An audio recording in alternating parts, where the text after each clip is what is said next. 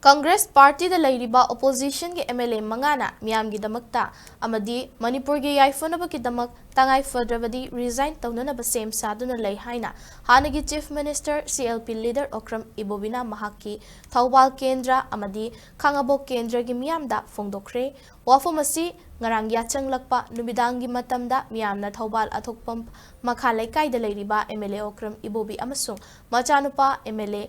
O Surja Kumarda Thomzil Laktuna Hauzik Oirakliba Leibaki Fiba Masida MLA Anigi Mot Kari Leibage Amadi Mamang Chahige English Singani Kun Humdoigi Me Ahumdagi Ngasi Fawbada Pikliba Angang Macha Fawba Yauna Maitei Kaya Halakliba Asida Isana Khangna MLA Dagi Resign Tauba Yadribra Haina Miyamna Hangkiba Wahangi Paukumda Okram Ibovina Miyamda Fongdorakibani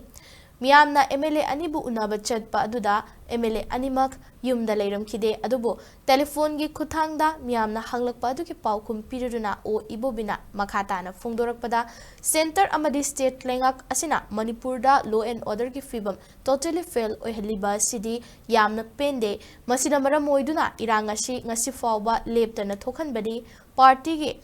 Khetnaba thidana Prime Minister unaduna wari sananaba Chief Minister da appointment lobidaba kayarak haijakre Chief Minister na appointment lobasungam hauzik makshu malem gi leibak kayada turgidamak leiriba Prime Minister na hek halakpaga unanaba appointment lobiyu party gi khetnaba thamdana MLA pumna makka Prime Minister go unaduna iranga sigi warushin purakna bokhotnasi haibasi opposition party gi apambani haina fongdorakhi hairi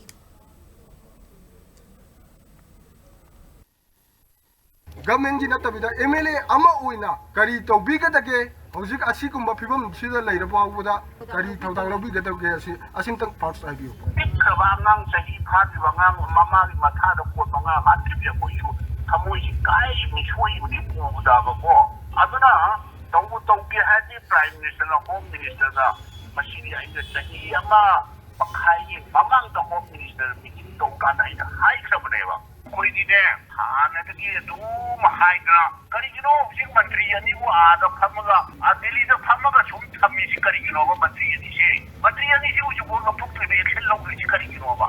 adu akoi ni ko akoi na haye si ni moi topi ga da ba action lo bi da ba sarkar sina center sina sabak topi o hai na koi ni han da ki ada dili da appointment PPO honorable prime minister ya da thama khaya mo bi da ba